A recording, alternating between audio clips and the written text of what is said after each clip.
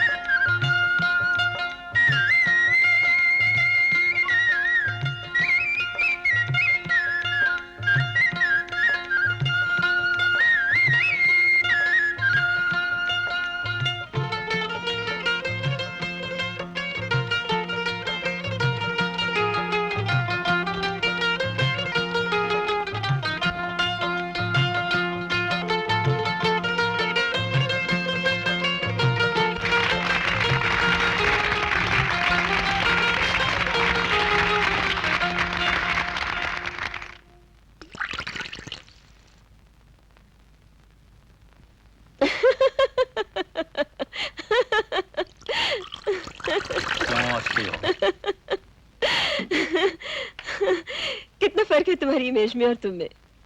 लोग तुम्हें क्या समझते हैं और तुम क्या हो? लोग मुझे बहुत अच्छा समझते हैं और मैं बहुत बुरा हूं। यही तुम कहना चाहती हो ना? तुम मेरे पास आकर क्या करते हो अगर लोगों को पता चल गया तो? जो नेक नामी कमाई है सब साफ हो जाएगी। यही तो हमारी सोसाइटी की ट्रेजेडी है चारू। वो इंसान की इमेज को इतना मजबूत कर देती है कि इंसान अपने आप को ढूंढने लगता है, कुछ छुपाने लगता है। और इंसान छोटा हो या बड़ा, भला हो या बुरा, कुछ न कुछ तो छुपा कर करता ही है। क्यों? Because of an image. और इस इमेज को बनाती है सोसाइटी। चलो, यहां तक कि कभी कभी तो इंसान इस इमेज को कायम करने के लिए अपनी जान तक दे देता है।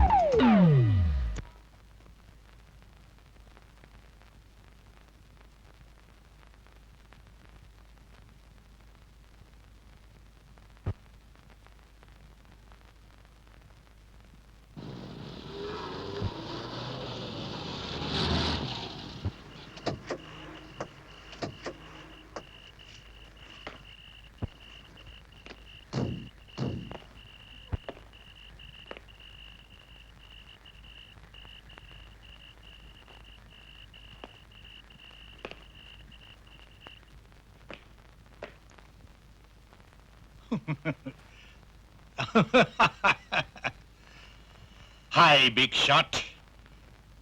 Yeah. Your Honor, I like you. बड़े आदमी, नेक और शरीफ आदमी।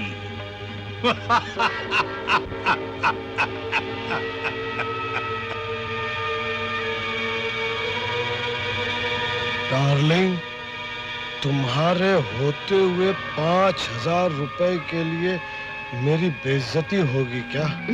नो डार्लिंग, मैं लेके आई हूँ। My पर्स में है। heart, my sweet heart. Thank you.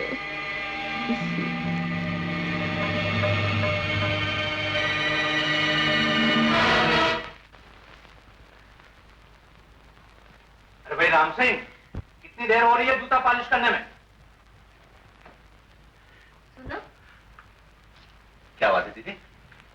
इस घर में तुम्हारी एक दीदी रहती है, ये तुम भले ही भूल जाओ, लेकिन ये तो मत भूलो कि तुम्हारी एक बेटी भी रहती है। बात क्या है दीदी? पूनम कहाँ जाती है, क्या करती है, कुछ खबर है? कॉलेज जाती है, पढ़ती है, और क्या? कॉलेज तो जाती है, लेकिन पढ़ती भी है या नहीं पता नहीं। दीदी बात क्या है, साफ साफ कहो ना। तुमने जरूरत से ज्यादा पूनम को आजादी देकर उसका दिमाग खराब कर दिया है। अब उसकी तरफ से बिल्कुल लापरवाह होकर उसकी जिंदगी मत खराब करो। कभी आते जाते सुबह शाम देख पूछ लिया करो कि पूनम कैसी है, क्या करती है, कहाँ है।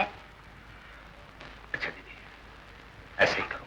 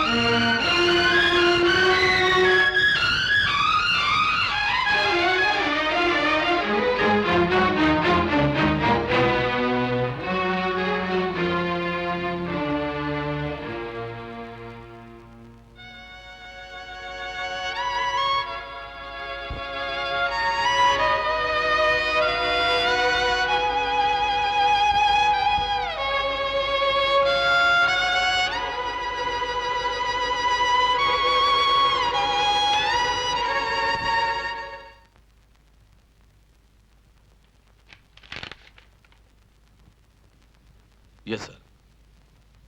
भाई ये मेरे पीए के पोस्ट के लिए लड़कियों ने क्यों अप्लाई किया है? जी वो अखबार में देने ही भूल गए थे, सिर्फ लड़के ही अप्लाई करें। अच्छा ये एक एप्लीकेशन है, मुझे बहुत पसंद आई है। इस शख्स को किसी भी दिन सवेरे मेरे घर पर बुला लो। Okay sir. भाई साहब, इस वक्त 25 अलग अलग दफ्तरों में 25 अलग अलग लोग मेरी नौकरी की एप्लीकेशंस पर गौर कर रहे हो। हे भगवान, इनमें से किसी एक के दिल में दया पैदा कर दो।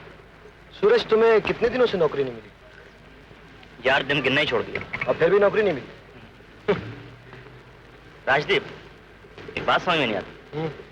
क्या? तुम्हें याद है कॉलेज के जमाने में तुम अक्सर कड़के रहा करते थे। हाँ। और फिर तुमने अपने से गरीब लड़के से शादी कर ली। नौकरी तुम्हें मिली नहीं, लेकिन आजकल माशाल्लाह अच्छा पहनते हो, अच्छा खाते हो, बल्कि हमारी चाय कॉफी का बिल भी तुम ही देते हो। चक्कर क्या है? सूरज, चक्कर तो ऐसा है, अगर तुम समझ गए ना तो ऐश करो। क्या? किसी अमीर घराने की लड़की को पटा लो, तुम्हें पैसे भी देगी और अच्छी कंपनी भी देगी। और अगर ऐसा नहीं कर सकते तो मुझसे कुछ पैसे ले जाओ, अच्छे अच्छे कपड़े बना लो और अच्छे अच्छे होटलों में उठना बैठना शुरू करो। तुम्हें खुद ब खुद कोई ना कोई अमीर घराने की लड़की पटा ले। चाय का बिल आप देंगे या मैं देकर जाऊं? मैं दे दूंगा। Thank you, bye bye. बेवकूफ कहीं, जवानी और वक्त दोनों बर्बाद कर।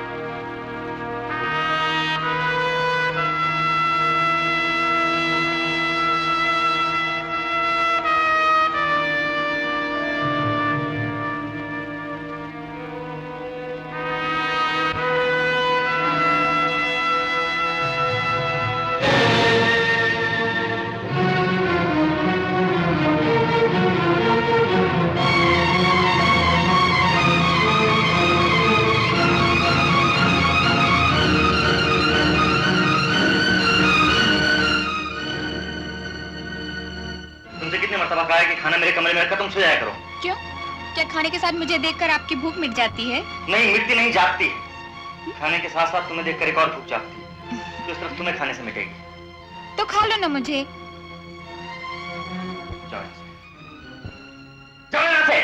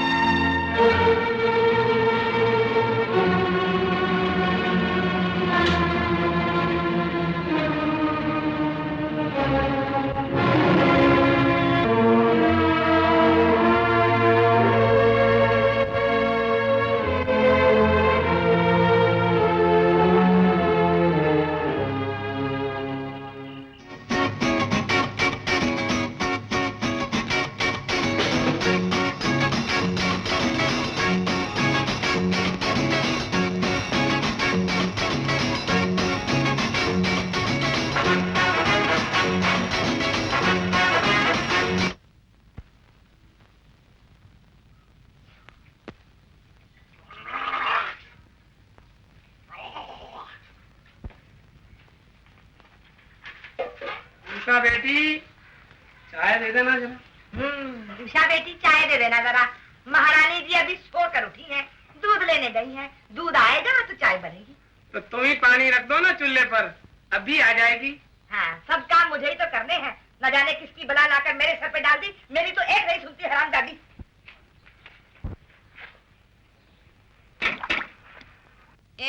कितने पैसे हुए? अरे पैसे तुझसे क्या लूंगा छम्मक छल्लू, माँ कसम कुछ और दे देना। क्या मतलब? मतलब एक ही है, दिल दे दे दिल ले ले। बड़ा आया दिल लेने वाला। अरे कभी अपनी सूरत आईने में देखी भी है क्या? मवाली किधर का? ओए छम्मक छल्लो, माँ कसम मैट्रिक पास की है, नौकरी नहीं मिली तो क्या हुआ, दूध की दुकान खोल ली, लोगों को असली दूध पिलाकर उनकी सेहत बनाता, समझी ना? अरे तो डंड बैठक शुरू करके बन जा पहलवान। सीधी तरह पैसे बता, नहीं तो गिलास तेरे मुंह पर मार कर चलती बनूंगी। है, मारना है तो दिल पे मार। हाँ वैसे तू चाहे तो चवन्नी दे दे, उसे भी गले में तावीज बनाकर लटका लूंगा। अरे चल पकड़ चवन्नी, बना लेना तावीज। हाँ। मंगू ने जो आज तक सोचा है वही किया है। अगर शादी करूंगा तो तुझसे, वरना जिंदगी भर कुंवारा रहूंगा, समझी ना चम्मक छल्लो। दुकान संभाल ले, मैं आता हूँ फजलू से मिलकर। अरे छोकरे आधा लीटर दूध निकाल रहे, ले रे पैसा।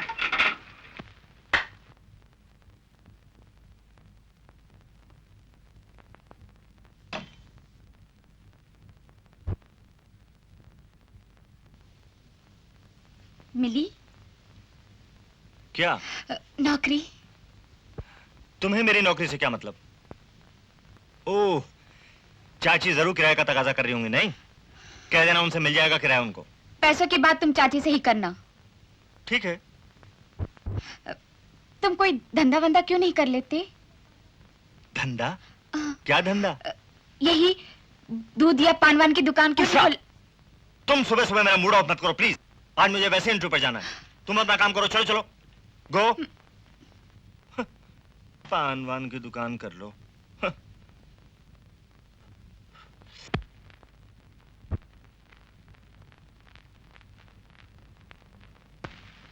ये रागा चाय वाले किधर है अपनी? चाय वाले और साले मार के लाना, कब से आना दे रहा, क्या करके आ रहा है तू? नमाज का आदमी आदेश दे रहा है साहब।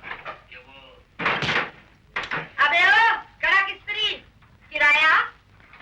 चाची ये 2-4 दिन और ठहर जाइए। आहा 2-4 दिन और ठहर जाइए। जैसे बाप के यहाँ से मनी ऑर्डर आने वाला है। इसी तरह मेरा किराया दे, नहीं तो खोली में से सामान निकाल के बाहर फेंक दूंगी। मैं बहुत जल्दी दे दूंगा। जल्दी वल्दी मैं कुछ नहीं जानती। वो मूलचंद मेरा यार नहीं लगता, समझा? वो हर महीने गिन गिन के लेता है। थोड़ा सा और बस दो। एक शेर याद आया। अबे चौप। अरे क्या 24 घंटा काम रहता है, ये लाओ वो लाओ, जैसे इनके बाप का नौकर है।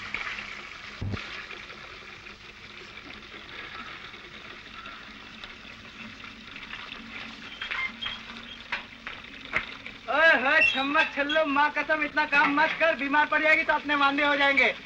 ओहो, तू कौन होता है मुझे बोलने वाला? माँ कसम समझो तो बहुत कुछ और नहीं समझो तो। अबे मंगो, अगर इसकी मर्जी हो तो हाथ पकड़ ले। माँ कसम कालू, मैं तो तैयार हूँ। अबे तेरे तैयार होने से क्या होता है बरखुरदार? देखो बहन, आधी रात में अगर किसी शरीफ आदमी का हाथ पकड़ना हो तो कालू भैया को याद करना, साथ देगा, पीछे नहीं हटेगा। देख कालू, मंगू किसी कालू की बहन से शादी नहीं करेगा, शांति की भतीजी से भी नहीं करेगा। शादी करेगा तो सिर्फ उषा से करेगा, समझे? वो तो वक्त ही बताएगा कौन किससे शादी करेगा। बहन बाल्टी भर गई है, पेटेंट है, घुमा बूम मारेगी, जाओ। कहाँ खो गई किसको?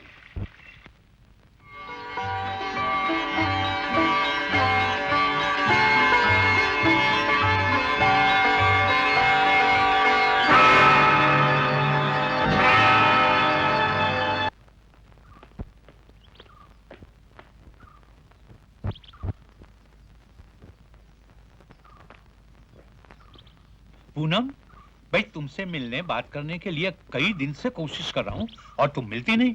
क्या हुआ डैडी? आप मेरे कमरे में एक चिट रखते थे, मैं खुद ही आपसे आकर मिल लेती।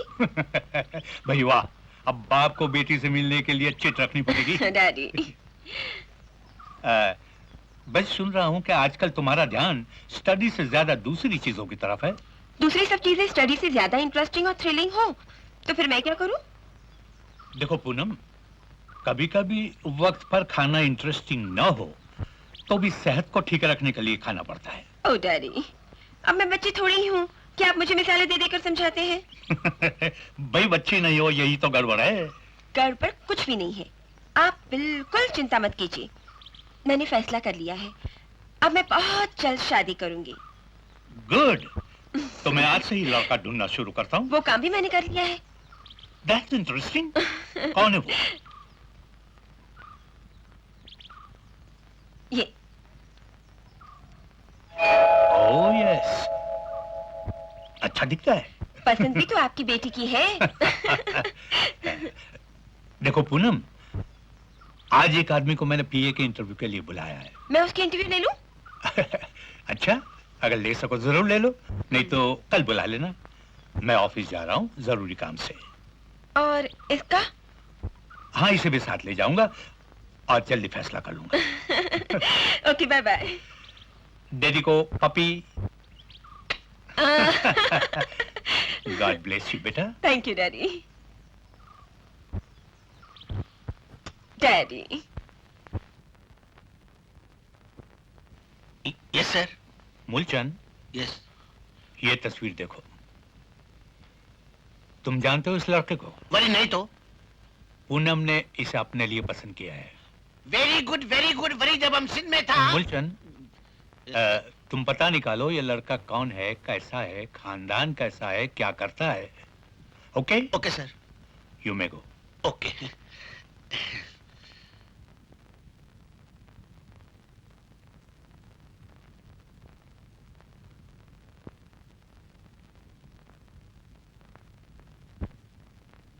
सूरज प्रकाश शर्मा, यानी कि एक आदमी 3 नाम। ये तुम्हारी गलती है या तुम्हारे माँ बाप की? जी, दोनों की। करेक्ट, दोनों की गलतियों का नतीजा तुम हो। जी। ये सूरज के साथ प्रकाश क्यों? जी काट दीजिए। कहाँ से? बीच से। नो, बीच से नहीं। अगर साइड से काट दिया जाए तो सूरज रहोगी? मंजूर? जी। किस किस गेम से दिलचस्पी है? Football, cricket, hockey, kabaddi, basketball, शतरंज, रमी, ब्रिज, आंख मिचौली, गुल्ली डंडा और जो आप कहें। गाड़ी चलानी आती है? साइकिल, मोटरसाइकिल, मोटर, स्कूटर, घोड़ा गाड़ी, बैलगाड़ी, ट्रेन, हवाई जहाज, पानी का जहाज और कभी कभी तो हैवी ट्रक भी चला लेता हूं और जो आप कहें। गाने के बारे में मेरा मतलब है कि तुम क्या जानती हो? कच्चा गाना, पक्का गाना, लाइट म्यूजिक, क्लासिकल म्यूजिक, मंजीरा, ढोलक, दिलरुबा, गिटार, वॉयलिन और जो आप कहें। नाच? जी, Kathakali, Anarkali, Bharatanatyam, Manipuri, eastern, western, rock and roll, rumba, samba और जो आप कहें। सेक्स? जी? मेरा मतलब है कि औरत और मर्द का क्या रिश्ता होता है? वही होता है जो एक माँ और बेटे का होता है।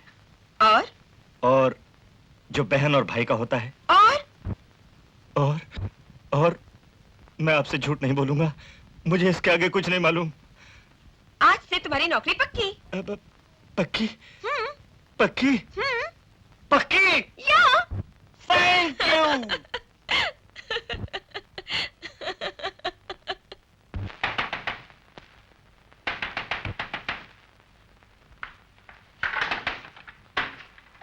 जी फरमाइए। बड़े राजदीप साहब यही रहते हैं क्या? जी हाँ, क्यों? बड़ी आप उनकी बहन जी लगती है। बहन तो मैं आपकी लगती हूँ, आगे बोलिए। अरे बड़ी आगे क्या बोलूं भाई, आपके भाई नहीं बाबा, बड़ी मेरे भाई नहीं भाई, वो राजदीप साहब बड़ी कहाँ मिलेंगे? वो घर पर नहीं है। क्यों, क्या काम है? ओहो, बड़ी जब हम सिंध में था बड़ी इतना तीखा बहन कभी नहीं देखा था। देखो भाई, उनको अपना कुछ प्राइवेट पर्सनल काम है। तो कल सुबह आइएगा। कल सुबह? बड़ी क्या वो रात को घर पे नहीं आते? वो तो ठीक है बाबा, कल तो बड़ी हम आएंगा, लेकिन सिर्फ इतना बता दो कि आप बड़ी उनकी क्या लगती है? मैं उनकी बीवी लगती हूँ। बीवी? मैं उनकी बीवी लगती हूँ। कोई इतराज है आपको? बड़ी एतराज कुछ नहीं बाबा, अगर आप उनकी बीवी है तो फिर बड़ी वो कौन उनकी लगती है? बड़ी जब हम सिंध में था इतना बड़ा धोखा कभी नहीं खाया। अरे बड़े ऐसा मत करो, अरे हमारा तुमने क्या बिगाड़ा है? अरे क्या करता है? अरे बड़े बताती हूँ। अरे क्या बताएगा?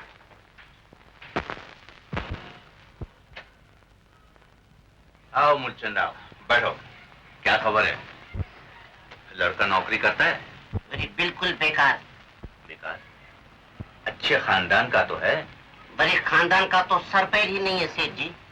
अच्छा, तो फिर क्या देखकर पूनम ने उसे सिलेक्ट किया? बड़ी ये समझ में नहीं आता, बड़ी जब हम सिंध में था तो ऐसा गड़बड़ कभी नहीं देखा सेठ जी। गड़बड़? कैसा गड़बड़? लड़की शादी करना चाहती है, लड़का ऑलरेडी शादीशुदा है। क्या कहते हो? हाँ सेठ जी, बड़ी जब हम सिंध में था ऐसा घर। मूलचंद, भाई तुम ठीक उसी लड़के के घर पे गए थे? बड़ी सेठ जी, अभी मैं उसकी माताजी से, मेरी सॉरी, उसकी धर्म पत्नी से अभी मिल के आ रहा हूँ। शुक्र है कि उसके घर पे कुत्ते नहीं थे, वरना बड़ी वो मेरे पीछे लगा देती और मैं बगैर टिकट के सिंध पहुंच जाता। मूलचंद, तुम जा सकते हो। अच्छा सेठ जी, लेकिन मेरे लायक कुछ काम। पूनम से ये कुछ मत कहना। ओके सेठ जी।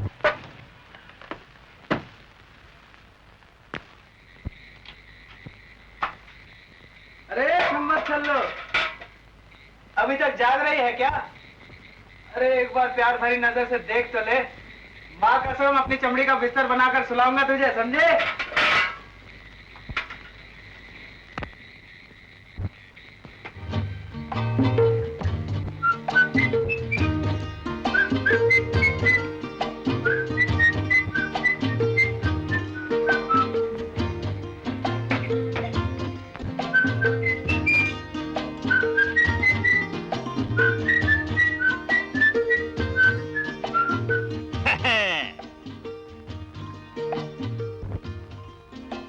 नौकरी मिल गई। सच? हाँ, अब तो मैं सारा का सारा किराया भर दूंगा, बल्कि 2 महीने का एडवांस भी दे दूंगा। अच्छा ये बता, पहली तनख्वाह से तेरे लिए क्या लाऊं?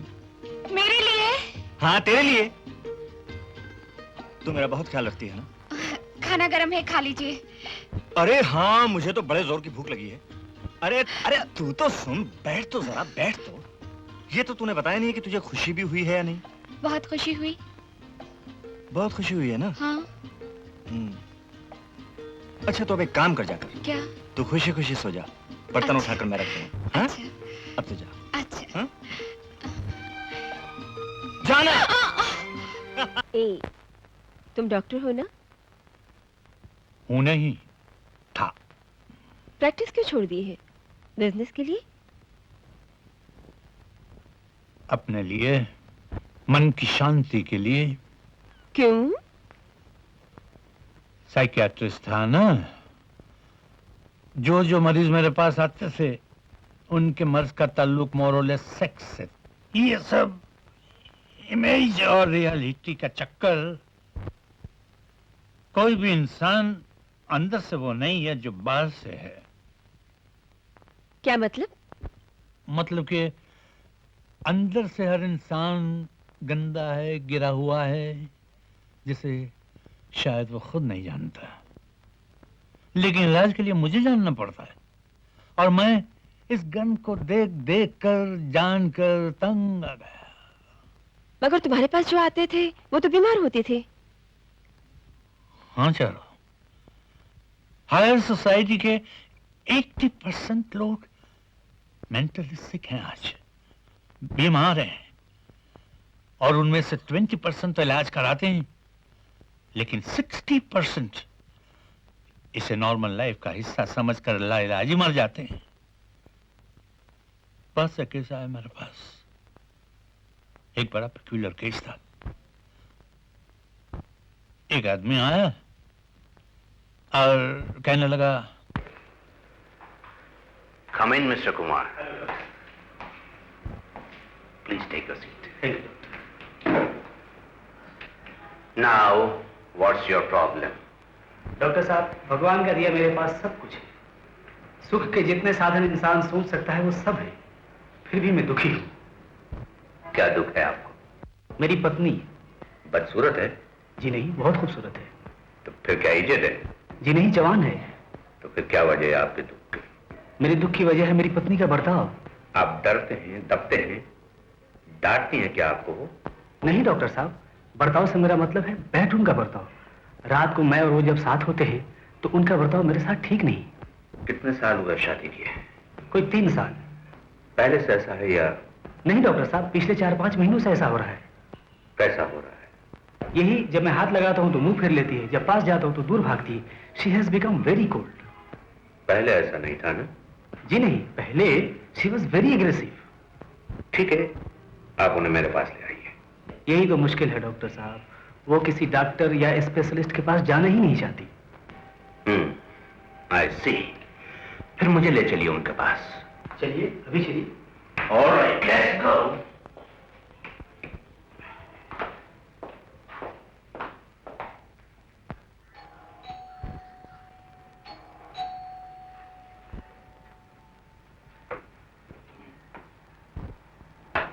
आइए मिस्टर साहब।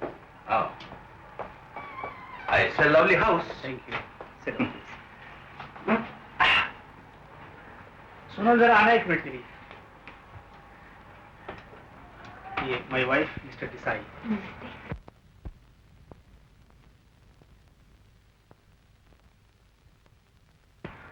You ought to be proud of your wife. Thank you. आप बैठिए, मैं आपके लिए चाय भिजवाती हूँ। सिर्फ चाय? और घर में कौन कौन है आपके साथ? मेरे पिताजी हैं। बस? हाँ। कुमार साहब, मैं ऑफिस जा रहा हूँ। मिस्टर चौधरी को 11 बजे का अपॉइंटमेंट दिया है और 10:30 बज चुका है। अब मैं जल्दी जाता हूँ। सुनिए, you be in the office. Okay.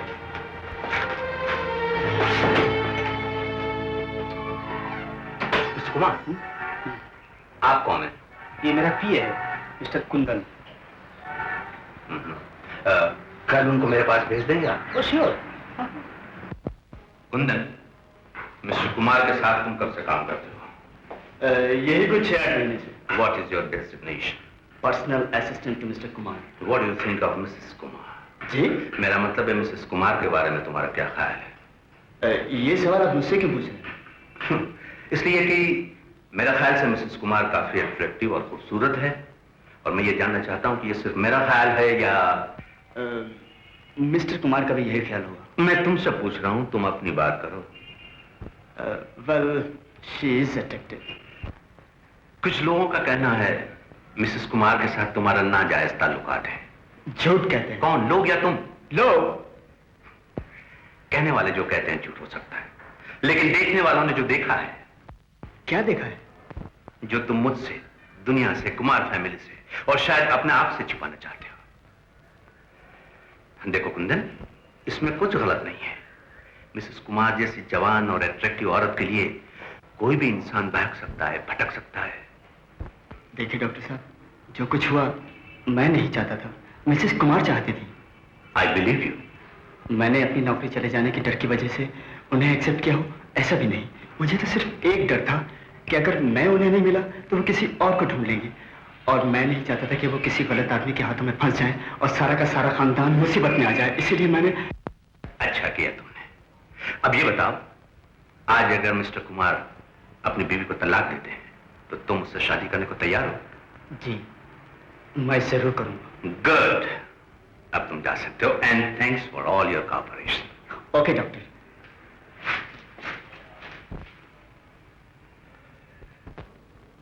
आपको अपने पति से क्या शिकायत है? कुछ नहीं। लेकिन उन्हें है। उनका कहना है कि आप ठंडी हैं, फ्रिजिड हैं। शादी के बाद आपके एटीट्यूड में जो गर्मी थी, पति पत्नी के जिनसी ताल्लुकात में यानी कि सेक्स लाइफ में आप जो रिस्पॉन्स देती थी, वो आज नहीं है। ऐसा क्यों? ये सवाल आपने उनसे क्यों नहीं पूछा? पूछा था, मगर उनके पास इसका कोई जवाब नहीं था। इसका जवाब भी उन्हीं के पास है डॉक्टर साहब, और इसका रीजन भी वही है। मैं समझा नहीं। आप सब कुछ समझते हैं डॉक्टर साहब, फिर भी मेरे मुंह से सुनना चाहते हैं। आपका ख्याल है, हमारे समाज और खानदान वालों सभी का यही ख्याल है कि मैं एक औरत हूँ, शायद शर्म के मारे सारा दोष अपने सर पर ले लूं, लेकिन मैं ऐसा नहीं करूंगी। एक मर्द अगर कमजोर है, वो मेरे जिस्म की भूख नहीं मिटा सकता, तो मैं उसे नामर्द कहने में शर्माऊंगी नहीं, भले वो मेरा पति क्यों ना हो। मैं जानती हूँ औरत जात शायद मुझे बेशर्म कहेगी, लेकिन इस औरत जात की नेक और शर्मसार कहने से मेरे जिस्म की भूख तो नहीं मिट सकती डॉक्टर साहब। तो फिर क्या किया आपने? जिस तरह मैं कहने में नहीं शर्माई, उसी तरह करने में भी नहीं शर्माई, और जो मैंने किया है वो कहने में भी नहीं शर्माऊंगी। मैंने उनके पर्सनल असिस्टेंट कुंदन को अपनी बाहों में ले लिया है। तो अब आप एक काम क्यों नहीं करती? अपने हस्बैंड को डिवोर्स दे दीजिए और कुंदन से शादी कर लीजिए। It is as good as that. इनसे डाइवोर्स लेकर कुंदन से शादी करके मैं जो करूंगी वो मैं अभी भी कर रही हूँ, लेकिन इसका मतलब ये नहीं कि मैं इनसे डाइवोर्स लेना नहीं चाहती हूँ। If he wants I don't mind, लेकिन वो अपनी झूठी शान और नाबर्दगी की कमजोरी को छुपाने के लिए मेरे पास आंसुओं का सहारा लेकर रोने लगते हैं। Then what about children? बच्चों का क्या? डॉक्टर साहब, शादी करके 3 साल तक औलाद की तमन्ना और उसकी तन्हाई की आग में मैं जलती रही, लेकिन कुछ नहीं हुआ। मैं तो सिर्फ इतना कहना चाहती हूँ कि अगर वो नहीं चाहेंगे तो उन्हें बच्चा नहीं हो सकता, अगर वो चाहेंगे तो उन्हें बच्चा हो सकता है। वो बाप कहलाएंगे लेकिन नहीं होंगे। बाकी तो सब बातें आप उन्हीं से पूछ लेना कि वो क्या कहना चाहते हैं। मुझे खोना चाहते हैं या किसी और के बच्चे का बाप बनना चाहते हैं?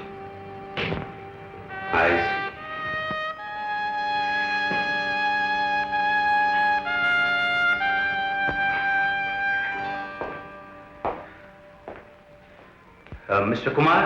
Yes doctor. Please come out.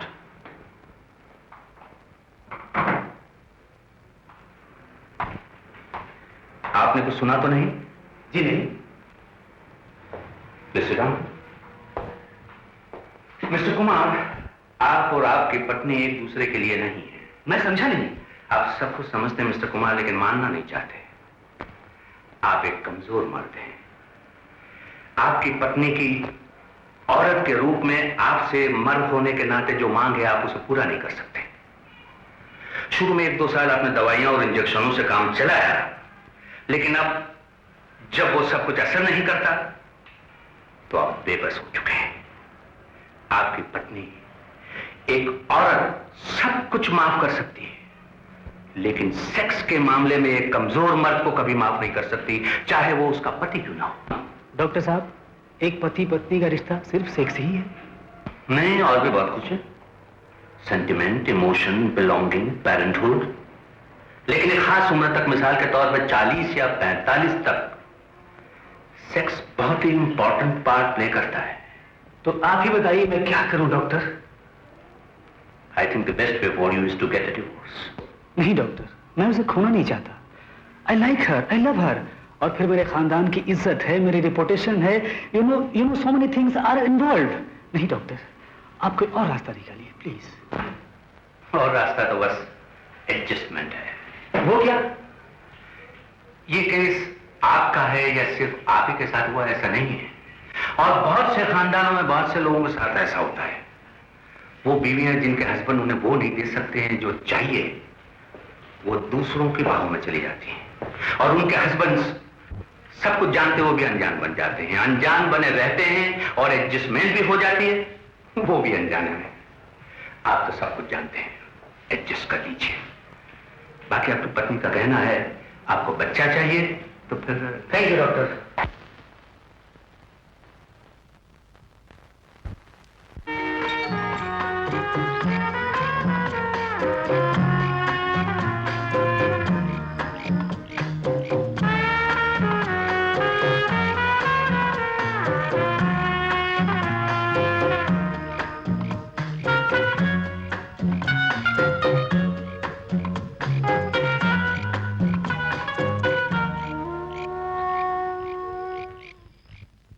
अगर इस हकीकत को, इस रियलिटी को गंद माना जाए तो ये गंद चारों तरफ फैला हुआ है, मगर लोगों ने अपनी इमेज को बचाने के लिए इसे छुपा कर रखा है।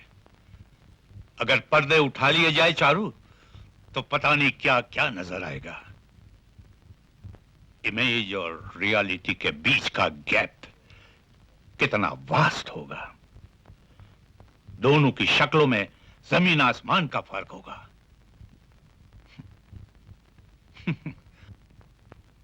अरे जा थोड़ा फुकट में रहता है, थोड़ा बड़ी किराया देता नहीं है, जैसे इसके बाप का मान है। चल हाँ शांति, शांति। अरे क्या है? अरे तुम भी बड़ी किराया निकालो। सेठ जी, दरअसल बात ये है कि आजकल कुछ धंधा ठंडा चल रहा है, आहिस्ता आहिस्ता चुका दूंगी। ये देखिए ना। बड़ी जब हम सिंध में था इतना टाइम कभी नहीं लगा, हम जाता काम हो जाता। सेठ जी एक काम करोगे? फायदे का बात होगा तो एक नहीं बड़ी दो दो करेगा। बोलो। उषा की जवानी फटी पड़ रही है, अगर कोई अच्छा सा ग्राहक मिल जाए तो उसका मुही का मुंह काला कर दूं और आपका भी किराया चुका दूं। अरे वरी ये तो फायदे की बात है, अगर कोई मोटा आसामी मिलेगा तो ठीक है, नहीं तो वरी कालू के धंधे पे लगा देना। कालू वो क्या खराब देगा? वरी पीछू हम कोशिश करेगा, आगे हम दोनों का तकदीर मिलाओ हाथ में।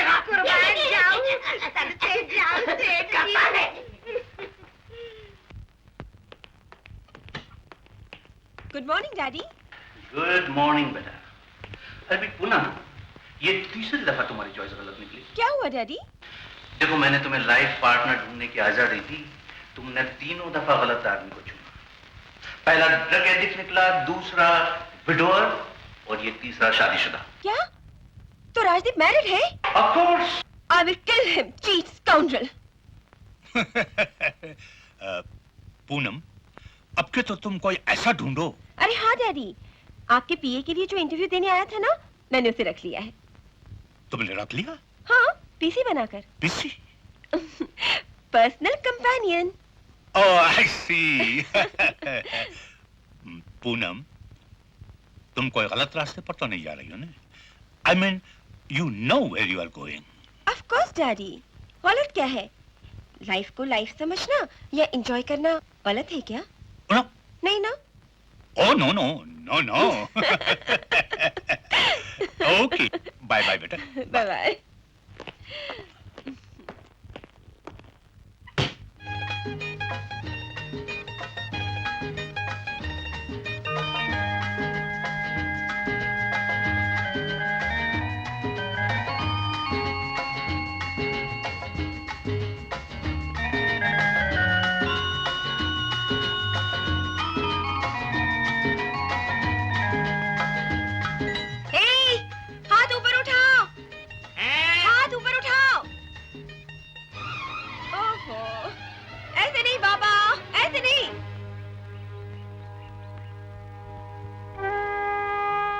बाबा ओफो, ऐसे ऐसे ऐसे? हाँ। ये क्या लड़कियों वाला काम बता रही हैं आप मुझे? अरे भाई इतनी दूर से आप पेंटिंग कर रही हैं, इस काम के लिए तो कोई भी आ सकता था। तुम एक आर्टिस्ट के लिए बहुत ही ड्राई किस्म के आदमी हो। तुम्हें देखकर बजाय इसके कि रंगों में तूफान उठे, उमंगों में तूफान उठने लगते हैं, अरमान मचलने लगते हैं। जी? बैठो। जी? बैठो। बहन, मैं तो तुम्हारा बोझ उतारने आई हूँ। कब तक इस जवान पटिया को खिलाती रहोगी? क्या बताऊं बहन, मेरे तो नसीब ही फूट गए हैं। जब से इस मनहूस ने इस घर में कदम रखा है, घुल घुल के मेरा ये हाल हो गया। हाय हाय, आदि भी तो न रही आप। आपने अपने जवानों को रोग लगा लिया है। कहो तो मैं इसका सौदा करा दूं? अरे इसमें पूछने की क्या बात है? मैंने बड़े बड़े को शीशे में उतरवा दिया है और कालू का धंधा है ना, मेरे दम पे चलता है। अगर बहन तुम मेरा ये काम कर दोगी ना, तो तुम्हारे हाथों में चांदी के कड़े पहना दूंगी। अरे ये तो बताओ, कहीं बाहर की हवा तो नहीं लगी उसे? अरे तौबा करो, 100 टच का सोना है, नागन की तरह पहरा देती हूँ। बदन वदन कैसा है? भरा हुआ तो है ना? अरे यूं तुम्हें यकीन नहीं आएगा, अपनी आंखों से देख लो। आओ मेरे साथ, आओ।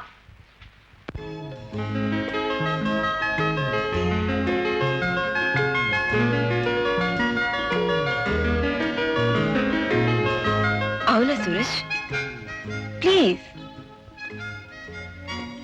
क्यों तड़पा रहे हो?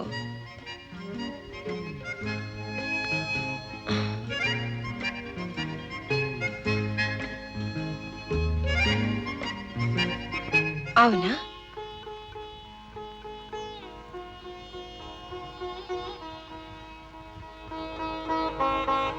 आओ ना। नहीं। तुम्हें वही करना होगा जो मैं कहूंगी। नहीं। इसका अंजाम जानते हो? इसका फैसला आपको करना है। ये जरूरी नहीं कि हर बात में मैं आपके इशारों पर नाचूं। मेरा भी मूड है, मेरा भी दिल है, मेरी भी मर्जी है। मैं कल सुबह आऊंगा, फैसला करके बता दीजिएगा। Good night.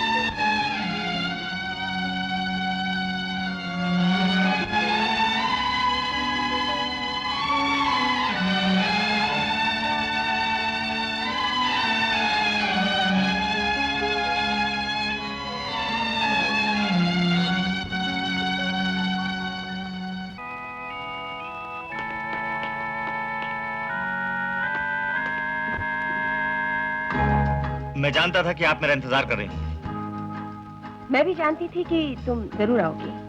मैं तो आपसे कहकर ही गया था कि मैं आऊंगा। बहुत से लोग जो कहते हैं वो करते नहीं। मैं उन लोगों में से नहीं हूं। जानती हूँ, तभी तो इंतजार कर रही थी। Thank you. तो फिर क्या फैसला किया आपने? वही होगा जो तुम चाहोगे। जी नहीं, वही होगा जो हम दोनों चाहेंगे। जो हम दोनों चाहेंगे, जैसे हम दोनों चाहेंगे। अगर हम दोनों एक ही वक्त में एक ही साथ चाहें तो okay. Okay, come on, let's go.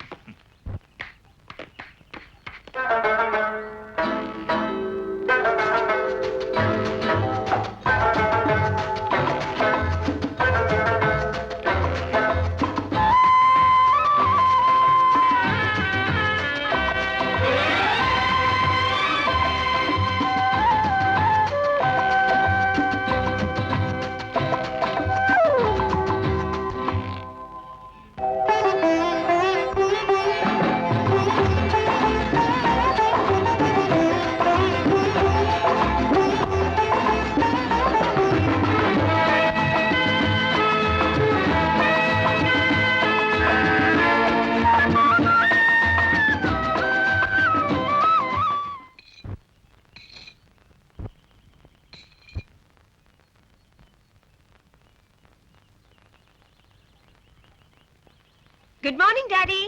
Oh hello, good morning, good morning. क्या प्रोग्राम बनाया है सवेरे सवेरे? कुछ भी नहीं डैडी, ये है मेरे पीसी और आप है मेरे डैडी। ओह हेलो, नमस्कार। अरे पीसी? पीसी क्या? भूल गए डैडी आप? Personal companion. ओह आई सी।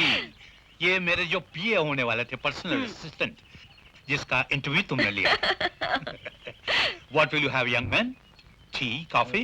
जी शरबत। राम सिंह, भैया को रूह अफ़ज़ा ले आओ।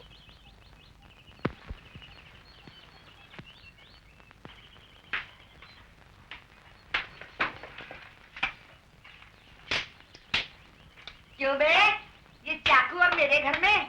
रात को नौटांग ज्यादा चढ़ा ली क्या? हैं? सुना है तुम उषा का सौदा कर रही हो? हाँ कर रही हूँ। तू कौन होता है मेरे मामले में बोलने वाला? तेरी और तेरे मामले की ऐसी की तैसी। मेरे होते हुए तू उषा का सौदा हरगिज नहीं कर सकती, समझे? अबे जा जा, ये धमकी किसी और को देना, मैं नहीं आने वाली तेरी हुआ। ये धमकी वमकी कुछ नहीं। उषा के लिए मैं सारी दुनिया को आग लगा दूंगा, समझे? अरे जा, बड़ा आया उषा वाला। उषा को कुछ खिला के भूल गया क्या? याद रखना, पुलिस पे दे दूंगी थाने। पुलिस और कानून के डर से तू क्या समझती है? मंगू भाग जाएगा। अबे तुझ जैसे लौंडे कितने ही आए और कितने ही गए, मैं वही करूंगी जो मेरी मर्जी में होगा। देखता हूँ तेरी मर्जी चलती है या मेरी, मगर याद रखना, अगर तूने उषा का सौदा किया तो माँ कसम इसी चाकू से तेरे टुकड़े टुकड़े करके रख दूंगा। अबे जा, कल का लौंडा मुझे चाकू दिखाने आया। चल चल उठ। 4 दिन का छोकरा मुझे चाकू दिखाने आया है।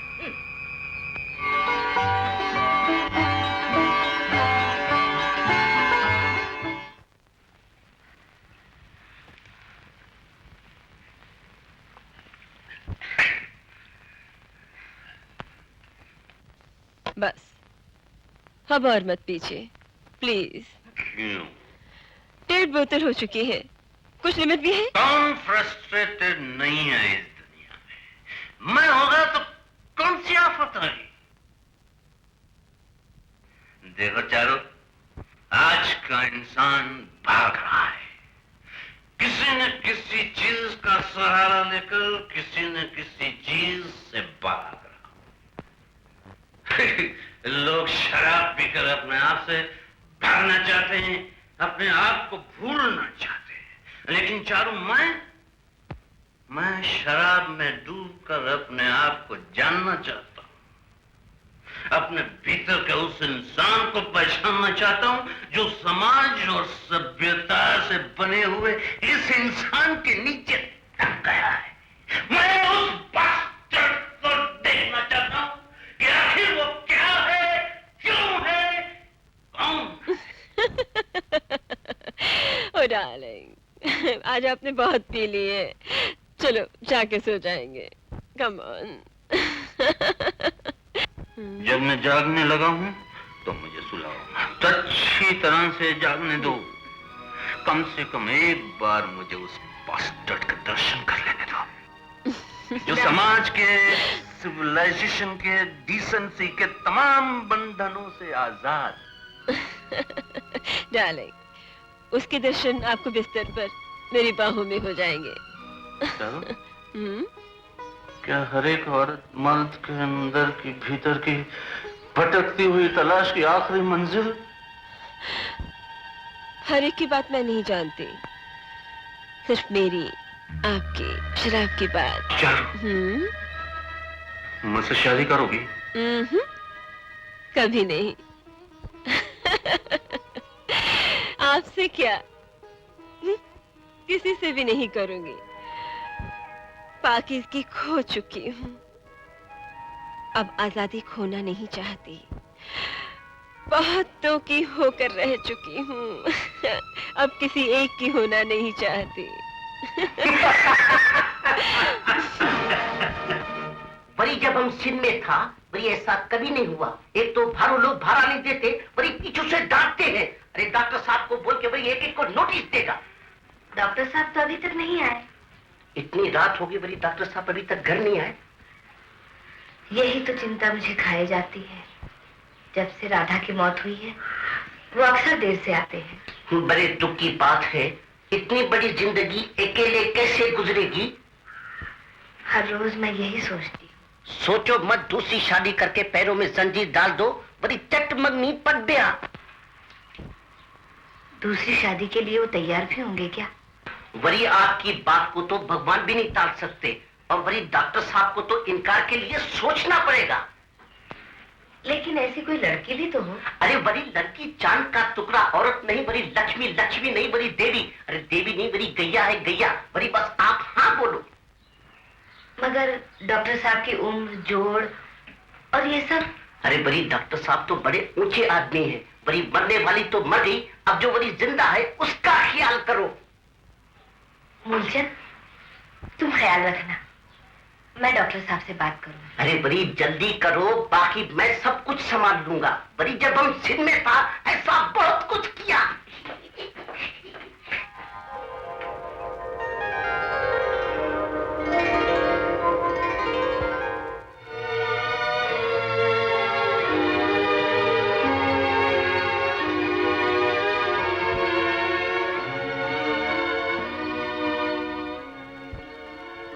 दीदी, मैं तुमसे ये पूछने आई हूँ कि तुम क्यों अपने आप को मारने पर तुले हुए हो? दीदी मैं ये शराब की ज्यादती, रातों को देर तक जागना, क्या इस बात का सबूत नहीं कि तुम अपनी जान के पीछे पड़े हुए हो? नहीं तो दीदी, ऐसी कोई बात नहीं। परोसा हुआ खाना, दवाएं हर रोज तुम्हारा इंतजार करते हैं। तुम रात के अंधेरे में उस वक्त आते हो जब सब सो चुके होते हैं, और दिन के उजाले से पहले निकल जाते हो जब मैं पूजा में होती हूँ। दीदी ऐसा तो मैंने कभी सोचा भी नहीं। तुम सोचते नहीं हो, बल्कि जो कुछ तुम्हें करना होता है वो कर गुजरते हो। मैं तुम्हें इस रूप में नहीं देखना चाहती। मैंने फैसला कर लिया है कि तुम्हारी शादी कर दूंगी। ये तुम क्या कह रही हो? मैं जानती हूँ तुम्हें इस शादी से खुशी नहीं होगी, मैं भी नहीं चाहती, लेकिन मजबूरी ये है कि मुझे तुम्हारी जिंदगी चाहिए। आज तक मैंने तुम्हें जिस रूप में प्यार किया है तुम अच्छी तरह से जानते हो। आज मैं उन सब के बदले में सिर्फ ये चाहती हूँ कि तुम शादी कर लो। दीदी, अगर तुमने बहुत सोच समझ के ये फैसला कर लिया है तो मुझे सिर्फ शादी की तारीख बता देना। लेकिन दीदी, ये शादी बहुत सीधे सादे तरीके से होनी चाहिए, शोर नहीं होना चाहिए।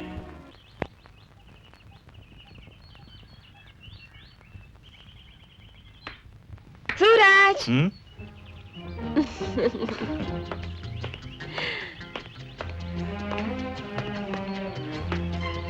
कितने रुपए दूं कि तुम ये नौकरी छोड़ के कभी न जाओ?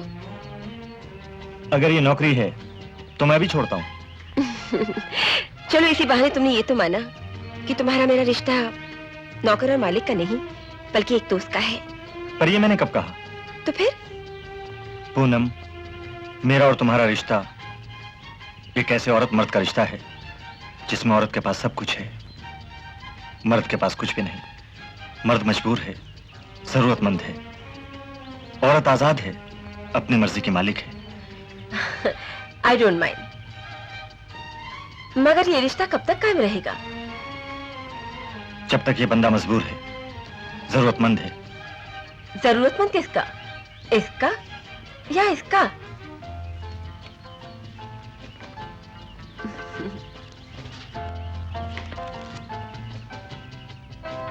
Come on.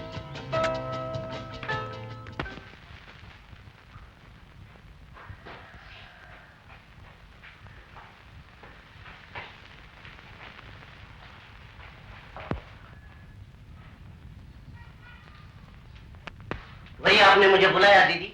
हाँ मूलचंद, बैठ। देख मूलचंद, शादी के लिए तो मैंने राजी कर लिया है, मगर अब लड़की। अरे बड़ी लड़की की चिंता मत करो, बड़ी जब हम सिद्ध में था ऐसा हो। मूलचंद, लड़की ऊंची सोसाइटी की नहीं चाहिए, ज्यादा पढ़ी लिखी नहीं होनी चाहिए, बराबर में खड़ी होकर नजर मिलाकर बात कर सके ऐसे भी नहीं चाहिए। लड़की होनी चाहिए कोई गरीब सी, जो सिर्फ सेवा कर सके। बस बस दीदी, बड़ी आप तारीफ पक्की करो। नहीं मूलचंद, ऐसे नहीं, तुम पहले मुझे लड़की दिखाओ, मैं देख लूं, परख लूं और फिर तारीफ पक्की करूं। अरे बड़ी ये कौन सा मुश्किल काम है दीदी, बड़ी जब हम सिद्ध में था बड़ी ऐसा बहुत कुछ किया। अच्छा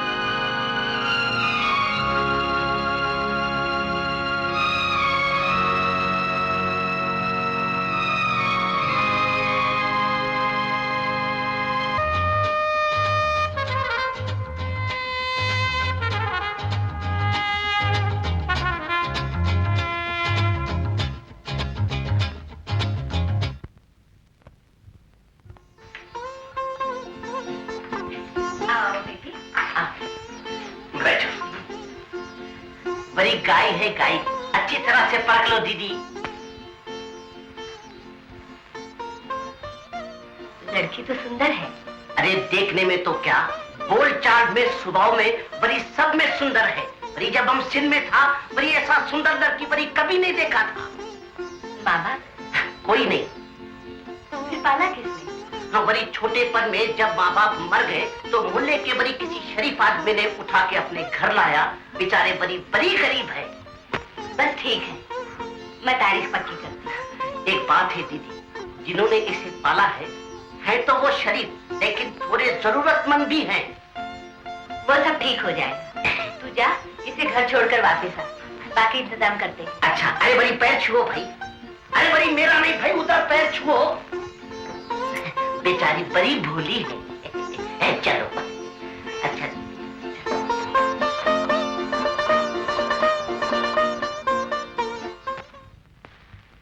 All you need, buddy, is companionship, exclusive companionship. तुम्हें एक ऐसे साथी की जरूरत है जो दिन में तुम्हारे दिल और दिमाग में रहे और रात में तुम्हारी बाहों। यानी कि तुम मुझे साइकोलॉजिकल ट्रीटमेंट दे रहे हो। Sometimes even a psychiatrist needs that. Bye.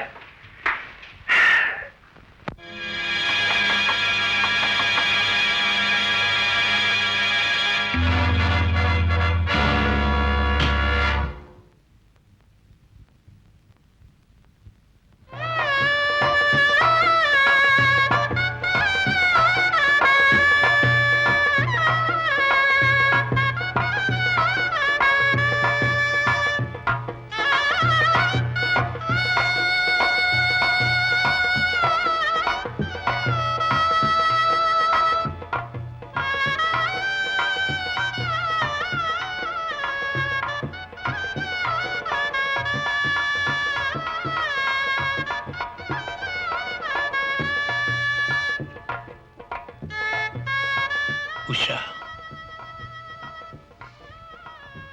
Usha,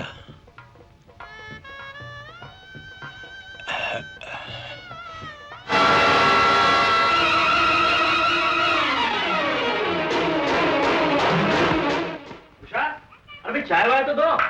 Usha गई चूल्हे में और तुम जाओ भाड़ में। तुम भी अपना बोरिया बिस्तरा उठा के चलते बनो बाबू। चिड़िया उड़ गई, कल रात किसी यार के साथ भाग गई साली। गुलछर्रे उड़ा रही होगी, मेरा क्या है, मैं कोई दूसरी छिनार ढूंढ लूं।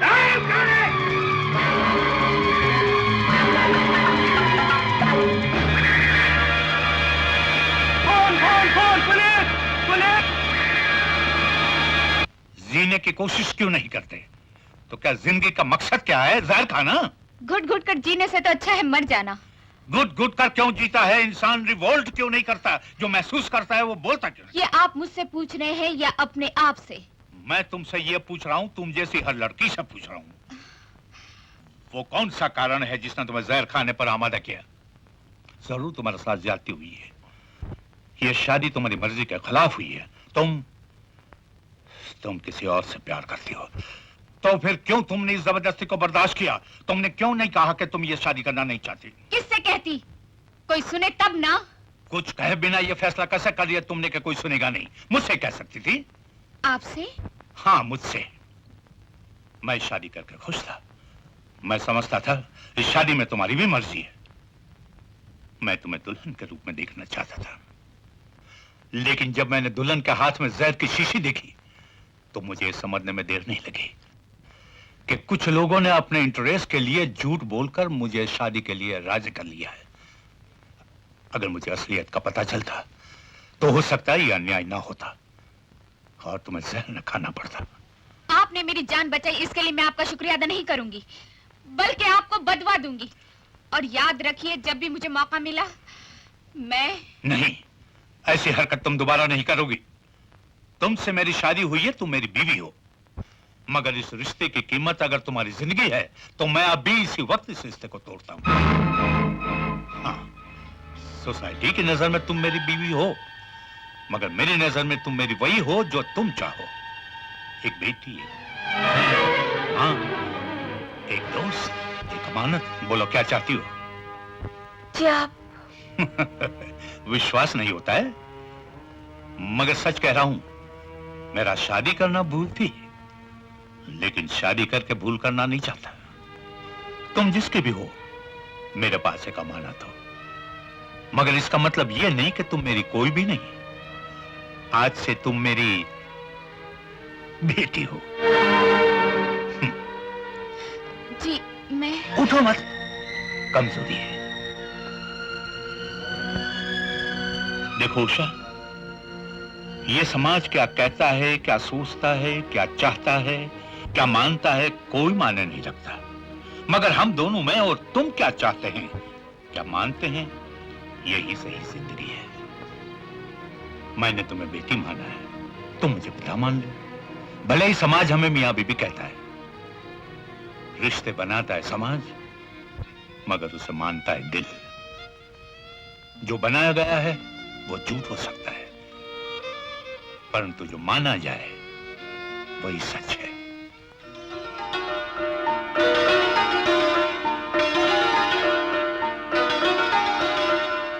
घबराने की कोई बात नहीं है। आपको आराम की जरूरत है। आप मां बनने वाली हैं। अरे हम बोलते हैं दुकान को हफ्ता दे रहे हैं, तुम खाली पी ली। तुमको हम बोलते हैं दिया हफ्ता यार। अरे तुम लोग इज्जत की रोटी भी नहीं खाने देते। चलो चलो करता है यार, कमाल है तुम लोग का जवाब नहीं। अरे हमने हफ्ता दे रहा, तुम लोग हफ्ता खाता फिर हमको कहलाते बंद करते हैं। तुम लोग बंद कर रखो, रात को हमको बहुत मन कर तुम लोग धंधा नहीं दूसरा। आप लोग हफ्ता खाता है तो हवलदार लोग पकड़ के लाते हैं। पूछा साहब, ओ कामत साहब, ओ कामत साहब।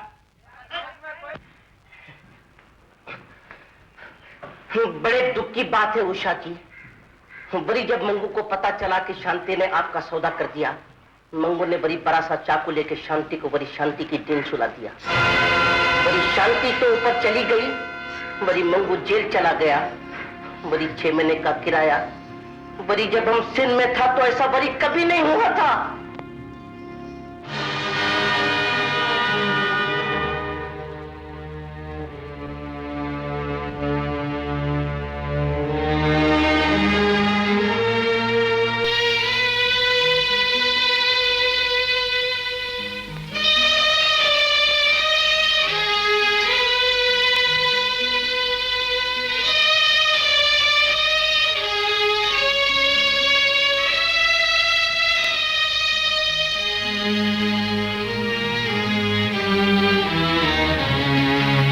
आखिर अपनी जिंदगी मुसीबत में डाल ली? प्यार किया है कभी? अगर किया होता तो ये सवाल कभी ना पूछती। मुझसे शादी करोगे?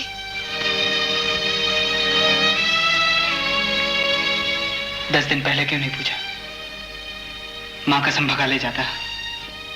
अब हाँ कहूंगा तो पता नहीं तुझे कितने साल इंतजार करना पड़े। 10 साल, 12 साल, हो सकता है 14 साल। मैं सूरज के बच्चे की माँ बनने वाली हूँ। और अब वो साला तुझे पीठ दिखा रहा है ना? माँ कसम अगर फाड़ होता तो उसे भी फाड़ के रख देता। देख उषा, अगर वो मानता है, शादी करता है तो ठीक है, उसे शादी कर लेना, अपना घर बसा लेना। मैं जेल से निकलकर तेरी जिंदगी में नहीं आऊंगा, कभी नहीं आऊंगा। और अगर नहीं मानता तो माँ कसम अपनी जान से मत खेलना। उस बच्चे को पालना, बिना बाप के बच्चे को पालना। डरना मत। लोगों से कहना उसका बाप जेल में है, उम्र कैद काट कर आएगा।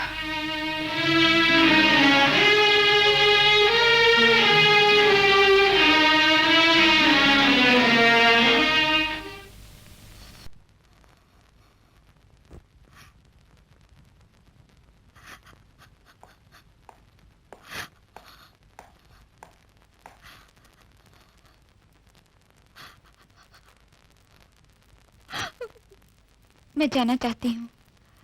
कहाँ? पता नहीं। कब? जब आप इजाजत दें। क्यों? आपके लिए। मैं आपको और दुख देना नहीं चाहती। मैं माँ बनने वाली हूँ।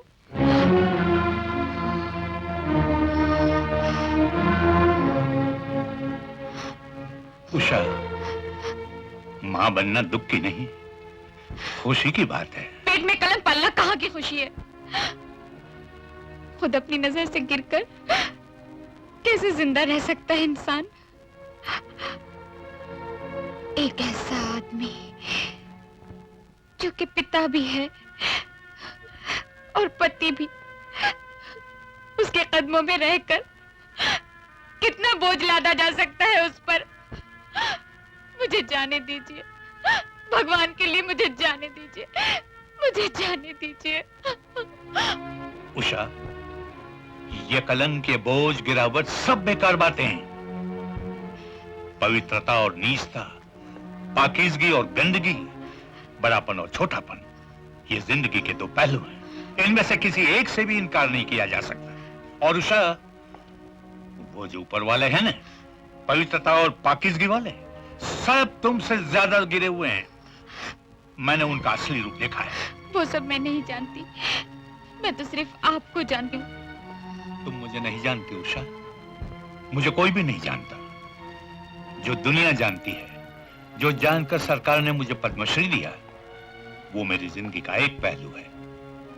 दूसरा पहलू क्या है वो मैं जानता हूं, सिर्फ मैं।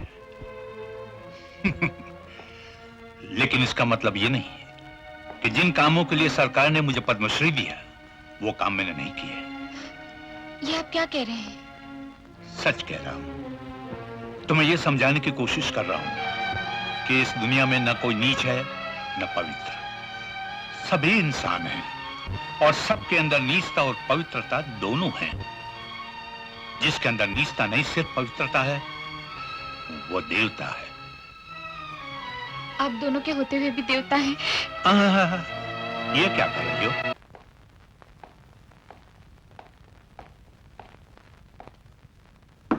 पूनम, पूनम,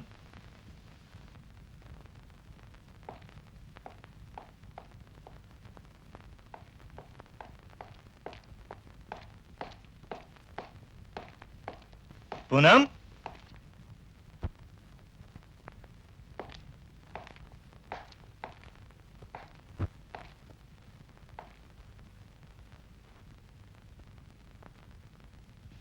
पूनम,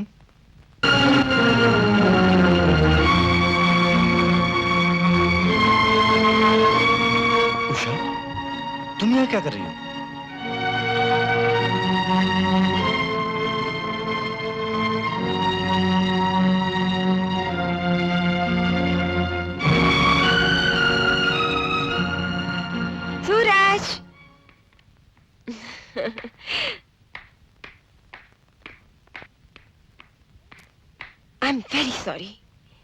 अरे आप लोगों की मुलाकात नहीं हुई? ये है मेरी नई माँ, मिसेस देसाई। और आप सूरज।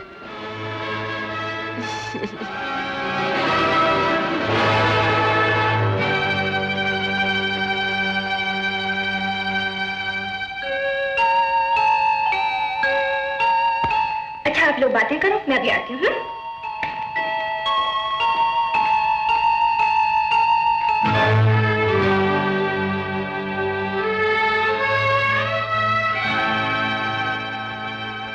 कुछ कहोगे? नई जिंदगी मुबारक हो उषा। दुआ करता हूं कि तुम्हारा जीवन सुखी रहे। दुखों से दामन भर दिया, सुख की दुआ मांगते हो? कैसे इंसान हो तुम? किसने किसका दामन दुखों से भरा कि बहस करने का वक्त गुजर गया है उषा। तो वक्त गुजर जाने के बाद क्यों आए हो तुम? चले जाओ, चले जाओ यहाँ से।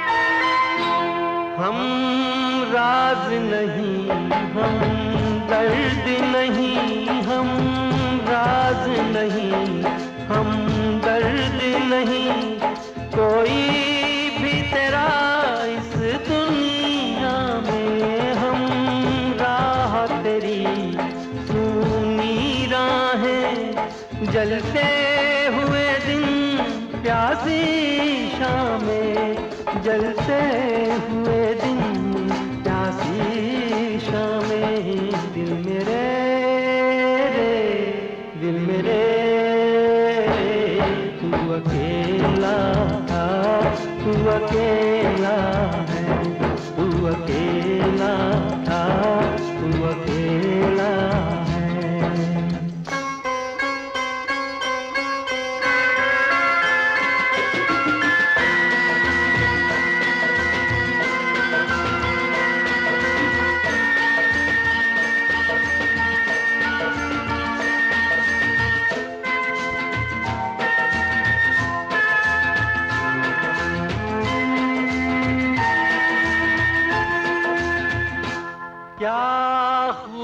तुझे तकदीर मिली, क्या खूब तुझे तकदीर मिली, तन्हाई की जागीर मिली, क्या ख्वाब सजाए थे तूने, क्या ख्वाबों की ताबीर मिली, क्या ख्वाबों की ताबीर मिली, दिल मेरे दिल मेरे तू अकेला तू अकेला है, तू अकेला तू अकेला है, तेरे लिए तो बस एक वीराना, तेरे लिए तो बस एक वीराना, ये बहारों का रंगीन मेला है, तू अकेला तू अकेला है।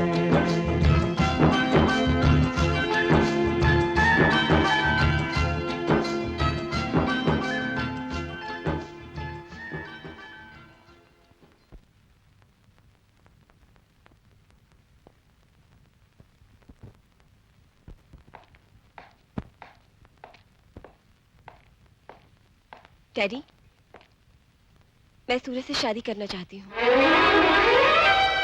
मैं आपसे कह रही हूँ। सुन लिया मैंने।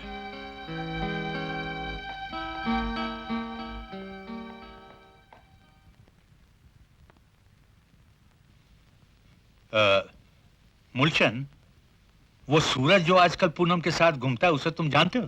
बड़ी अच्छी तरह से जानता हूँ सेठ जी। कैसा लड़का है वो? वरी वो तो अपनी चाल में रहता है। चाल? कैसी चाल?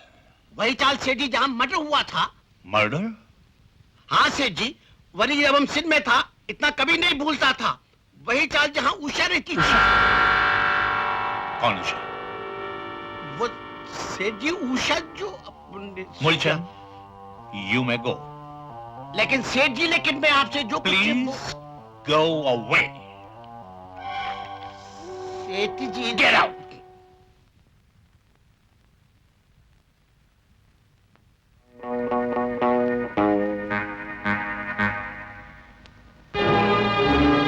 मर्डर, चाल, उषा,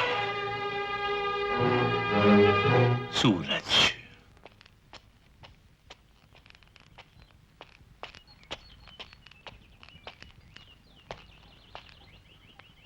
जी आपने बुलाया? आओ बैठो। Thank you. देखो, पूनम तुमसे शादी करना चाहती है। जी? हाँ, मैं भी ये चाहता हूँ। तुम क्या चाहते हो? जी मैं तो देखो, झूठ मत बोलना। जीवन का सुख सच बोलने से, सच मानने से ही मिलता है, झूठ से नहीं। सच बोलना मेरे लिए बहुत मुश्किल है। इसका मतलब यह हुआ कि आज तक तुम पूनम से खेल रहे थे, फ्लर्ट कर रहे थे। जी नहीं, वो मुझसे खेल रही थी, मैं नहीं। खेलना उसकी आदत है, मेरी नहीं। ये खेल कहां तक खेला तुम लोगों ने? कुछ भी बाकी नहीं रहा। I see। क्या तुम उषा से प्यार करते हो? जी। देखो सूरज, मैं जानता हूं जिस चाल में तुम रहते हो उस चाल में उषा रहती थी। आज वो मां बनने वाली, उसके पेट में बच्चा है। क्या उस बच्चे का बाप तुम हो?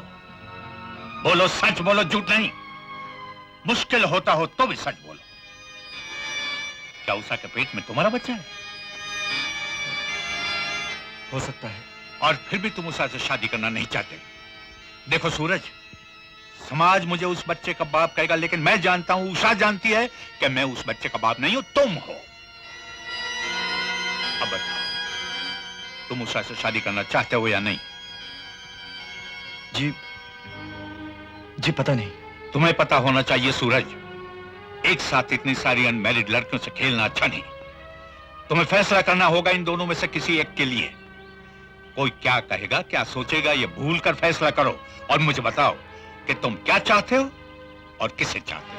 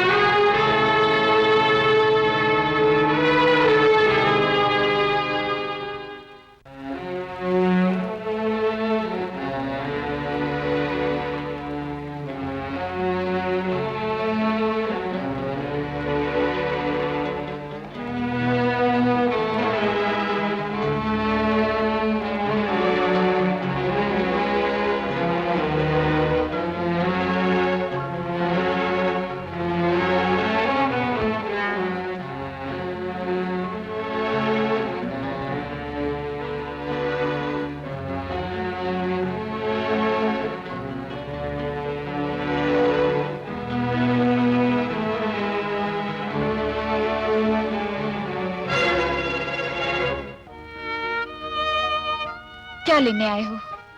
जो तुम देना चाहती हो। देना चाहती थी। और अब? बहुत देर कर दी तुमने। ऐसा मत कहो उषा, ऐसा मत कहो। पूनम का क्या होगा? पूनम? मैंने कभी उससे प्यार नहीं किया उषा। मैं मजबूर था। अपने आप को खड़ा करने के लिए मैं इतना गिर गया कि फिर नहीं उठ सका। मुझसे भी तो प्यार नहीं किया तुमने। तुम्हारे लिए मुझ में और पूनम में क्या फर्क है? बहुत बड़ा फर्क है उषा। पूनम भूखी, तुम प्यासी हो।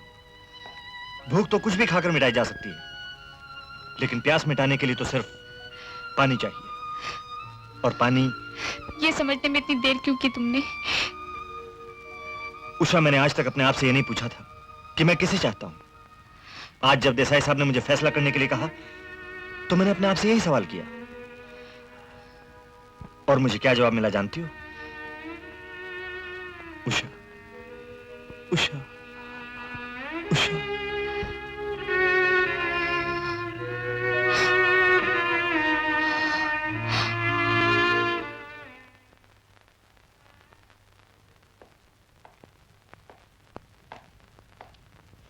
पूनम। जी डैडी। तुम्हारी शादी सूरज के साथ नहीं हो सकती। क्यों? क्योंकि सूरज उषा से प्यार करता है। उषा? हाँ, उषा, मेरी पत्नी, तुम्हारी माँ। डैडी, ये आप क्या कह रहे हैं? जो सच है। मैं नहीं मानती। तुम ना मानो तो भी ये सच है, और मानो तो भी सच है। मगर ये बहुत गंदा सच है daddy. How will I face it? देखो बेटी, सच अगर गंदा और नंगा है तो मैं उसे कपड़े पहनाकर साफ करके शोकेस में नहीं रखूंगा। वह सामने है और सामने ही रहेगा। मैंने हमेशा सच को उसके असली रूप में देखा है, देखता हूं, देखता रहूंगा।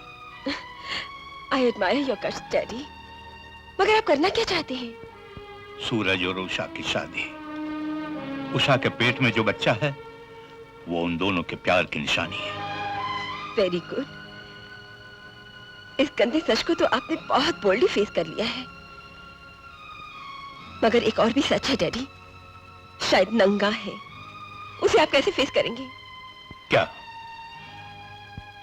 मैं भी सूरज के बच्चे की मां बनने वाली हूँ। पूनम! ये भी सच है डैडी। नंगा है तो क्या हुआ? How will you face this? एक तरफ आपकी बीवी है, दूसरी तरफ आपकी बेटी। दोनों एक ही इंसान के बच्चे की मां बनने वाली हैं। ये तुमने क्या किया पूनम? ना तो कभी आपने मुझसे पूछा और ना ही जानने की कोशिश की मैं कहां जाती हूँ, कहां रहती हूँ, और इस सोसाइटी में जिन जिन लोगों के यहाँ मेरा उठना बैठना आना जाना था, उन सब लोगों ने मुझसे यही कहा, पूनम तुम जो कुछ भी कर रही हो ठीक है, सही है, जायज है। मैंने तो कई बार तुमसे जानने की कोशिश की कि तुम क्या करती हो, लेकिन तुमने मुझे हर बार ये कह टाल दिया कि अब मैं बच्ची नहीं हूं, बड़ी हो गई हूं। और अगर आज तुम्हारी जिंदगी बर्बाद हो गई तो इसका दोष न सोसाइटी का है न मेरा, सिर्फ तुम्हारा है बेटा। इसकी जिम्मेदार तुम हो, सिर्फ तुम। दोष किसी का भी हो डैडी, जिंदगी तो बर्बाद हो ही गई ना। आप अपना फैसला सुना दीजिए, मुझे जो करना होगा मैं खुद कर लूंगी। मैं क्या फैसला सुनाऊं? तुम मेरी ट्रेजेडी जानती हो, तुम मेरी बेटी हो, उषा भी मेरी बेटी है। डैडी। हाँ, दुनिया समझती है कि मैं उषा का पति हूं, लेकिन सच तो है कि मैं उसका बाप हूं। ये सच है, नंगा नहीं, गंदा नहीं, पवित्र है। मैंने उषा को बेटी माना है, वो मानी हुई है, तुम जन्मी हो, मानी हुई का मान ज्यादा है। इसका मतलब है सूरज की शादी उषा से होगी? हाँ बेटा। तो फिर मेरा क्या होगा? देखो पूनम, आज तक तुमने अपने लिए खुद ही सोचा है, खुद ही किया है। आज से मुझे सोचने दो। ये सोसाइटी, समाज, सभ्यता, संस्कृति, दुनिया, सब कोई तुम्हें कंडेम करेंगे, तुमसे नफरत करेंगे। एक बाप होने के नाते शायद मैं भी करूंगा, लेकिन एक इंसान होने के नाते मैं तुम्हें अपने दर्शक पर बिठाऊंगा, तुम्हें बचाऊंगा। एक बाप होकर जो नहीं कर सका वो मैं तुम्हें दूंगा। प्यार, ऐसा प्यार जो किसी रिश्तेदार के सीने में नहीं होता, ऐसा प्यार जो किसी अपने पराये के सीने में नहीं होता, जो सिर्फ एक इंसान के सीने में होता है, किसी बीवी या बेटी के लिए नहीं, सिर्फ एक इंसान के लिए। मेरी बच्ची।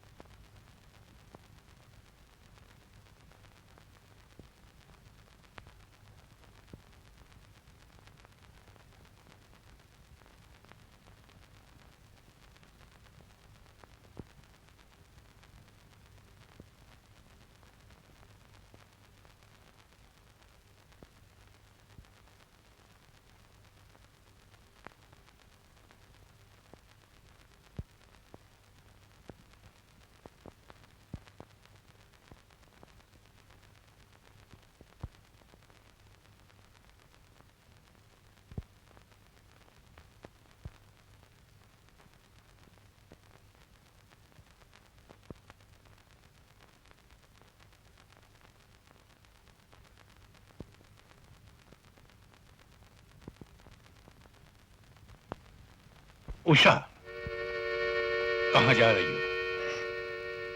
पूनम की शादी सूरज से कर दीजिए और मुझे भूल जाइए। एक को जहर दूं और दूसरी को जिंदगी, ऐसा मुझसे नहीं होगा। जब दोनों आंखें फूट जाती है तो आदमी अंधा हो जाता है। एक को तो बचाइए जो अपनी है, असली है। दोनों ही मेरी हैं, दोनों ही असली हैं।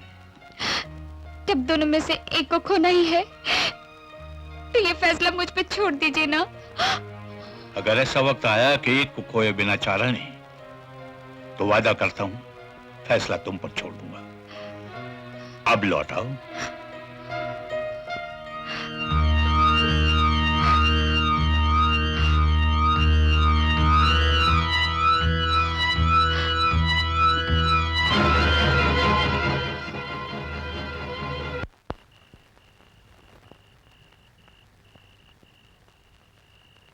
सूरज, तुम? मेरा क्या होगा बता सकते हो? तुम बड़े बाप की बेटी हो, जो चाहोगे वही होगा। मैं तुमसे शादी करना चाहती हूँ। ये जानते हुए भी कि मैं तुमसे प्यार नहीं करता? हाँ, ये जानते हुए भी कि तुम मुझसे नहीं उषा से प्यार करते हो, ये जानते हुए भी कि उषा के पेट में तुम्हारा बच्चा है। मैं तुमसे शादी करना चाहती हूँ, सिर्फ तुमसे। क्यों? क्योंकि मेरे पेट में भी तुम्हारा बच्चा है। क्या? हाँ सूरज, हम सबको हालात ने एक ऐसे चौराहे पर लाकर खड़ा कर दिया है जहां से कौन किधर किसके साथ जाएगा ये फैसला करना मुश्किल भी है और जरूरी भी। डैडी का कहना है कि अगर तुम और उषा एक दूसरे को प्यार करते हो तो तुम्हारी शादी होनी चाहिए, क्योंकि उषा के पेट का बच्चा तुम्हारे और उसके प्यार की निशानी है। मगर मैं पूछती हूँ, अगर उषा के पेट का बच्चा तुम्हारे और उसके प्यार की निशानी है तो फिर मेरे पेट का बच्चा किस बात की निशानी है? मैं बताता हूं। तुम्हारे पेट का बच्चा तुम्हारी भूख और मेरी मजबूरी की निशानी है। मजबूरी में इंसान जो करता है उसके लिए दुनिया का कोई मॉरल उसे जिम्मेदार नहीं ठहरा सकता। क्या सारा दोष मेरा ही है सूरज? नहीं, सबका है। मेरा दोष है मेरी कमजोरी, मेरी बेकारी। तुम्हारे डैडी का दोष है तुम्हें जरूरत से ज्यादा आजादी देना। और सोसाइटी का दोष है आज के यूथ को बजाय समझने या समझाने के डराना, इंसान की बेसिक कमजोरियों को बुरा कहकर नजरअंदाज करना और आदर्श पूजा। लेकिन इन सबको दोष देने के बाद भी सबसे बड़ा दोष तुम्हारा है पूनम, क्योंकि सफरर तुम हो, सिर्फ तुम। तो क्या और कोई रास्ता नहीं है मेरे लिए? है। क्या? एबॉर्शन। कभी किसी मां बनने वाली औरत से ऐसा मत कहना, भले ही औरत अनमैरिड क्यों ना हो।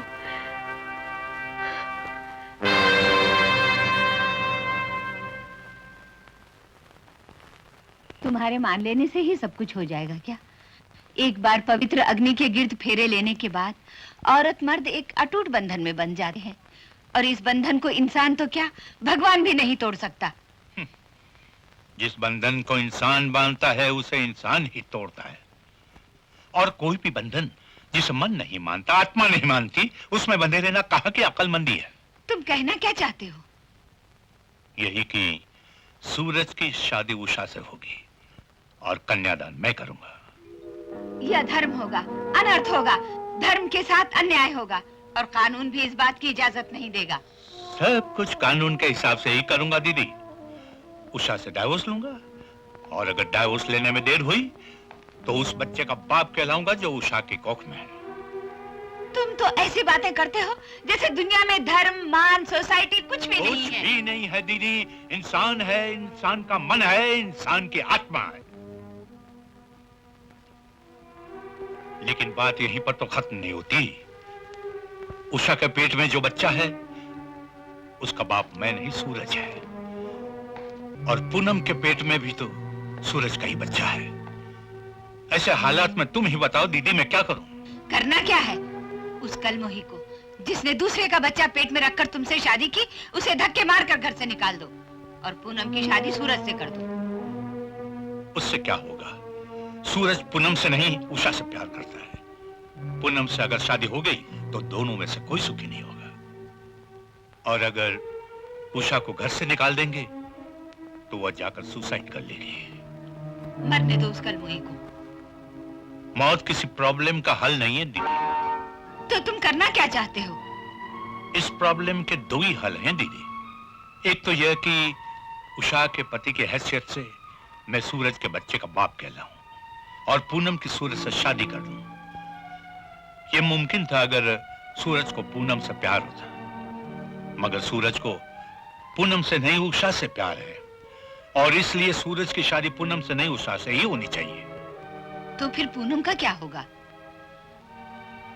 पूनम के लिए मैंने मैट्रिमोनियल कॉलम में दिया था। तस्वीरें आई हैं, कुछ लोग आए हैं। अगर हो सका तो पूनम की शादी कर दूंगा, नहीं तो बिना शादी के माँ बनेगी, खानदान का नाम रोशन करेगी, तुम्हारा नाम रोशन करेगी। अच्छा है, तुम्हारे साथ यही होना चाहिए था।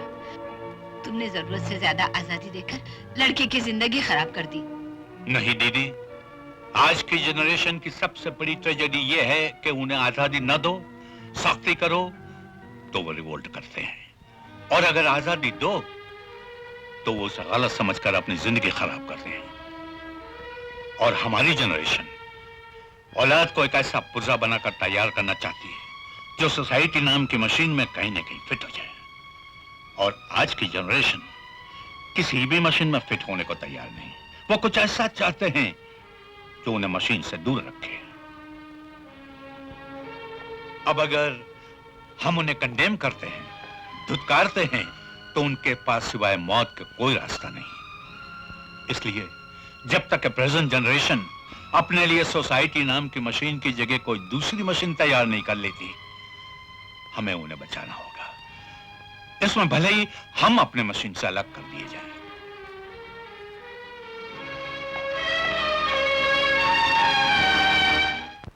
मिस्टर योगेश जी, आपसे एक सवाल पूछूं? जरूर पूछिए। आपने शादी के लिए क्यों अप्लाई किया? कोई खास कारण? सिर्फ एक लाइन जो कि अखबार में लिखी हुई थी। एक लाइन? क्या मतलब?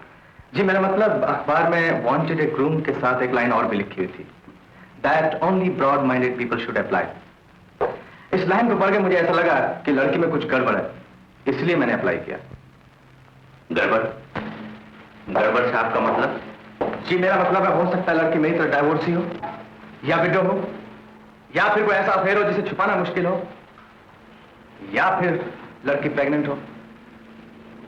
इसका मतलब आप इस तरह के किसी लड़के से शादी करना चाहते हैं? जी हाँ। क्यों? क्योंकि मैं हमेशा अच्छे कैरेक्टर का शिकार हुआ हूं।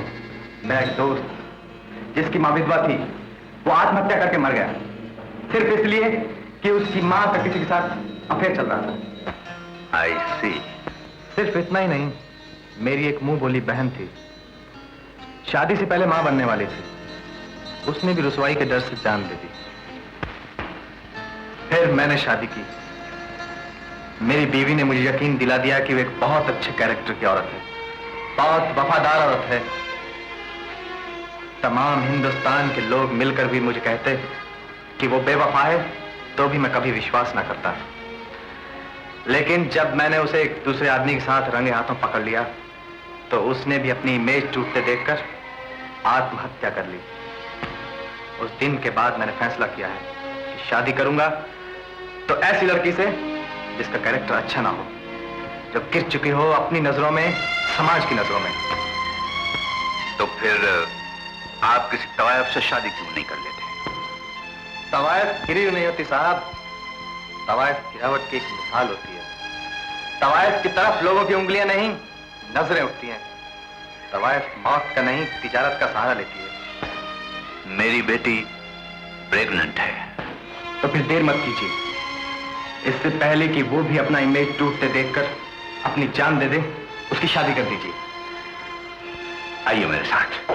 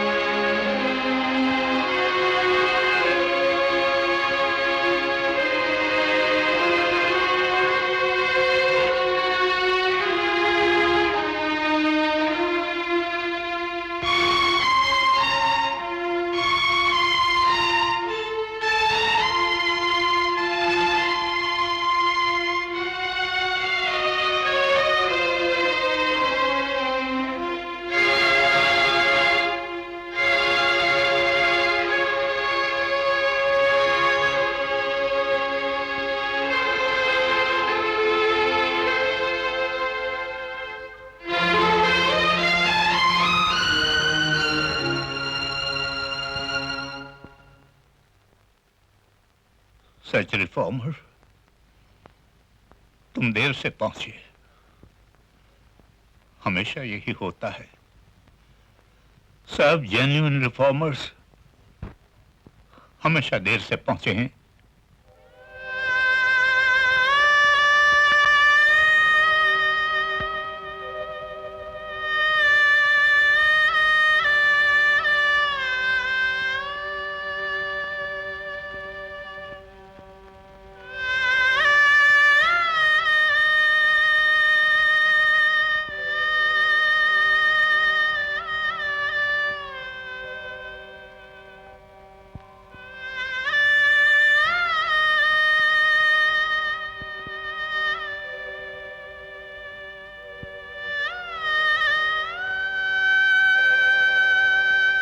पूनम की मौत से सिर्फ पूनम ही नहीं, 3 अलग अलग हस्तियों की मौत हुई है।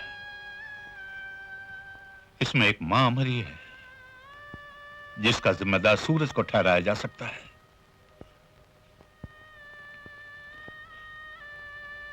इसमें एक बेटी मरी है, जिसका जिम्मेदार मैं हूं।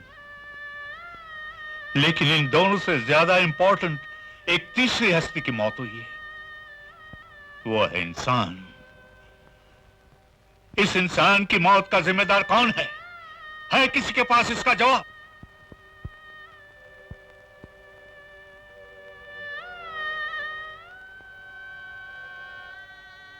नहीं, इस मौत के जिम्मेदार हैं, इस इंसान की मौत के जिम्मेदार हैं सोसाइटी और सिविलाइजेशन, समाज और संस्कृति। और मरता तो है हमेशा बेचारा इंसान। माँ बाप, भाई बहन, बीवी बेटी, ये सब तो पहले इंसान से लेकर आखिरी इंसान तक जिंदा रहेंगे। मगर है इंसानों, बजाय माँ बाप, भाई बहन, बीवी बेटी बनने के इंसान बनो। इंसान को बचाओ, इंसान को बचाओ, इंसान को बचाओ।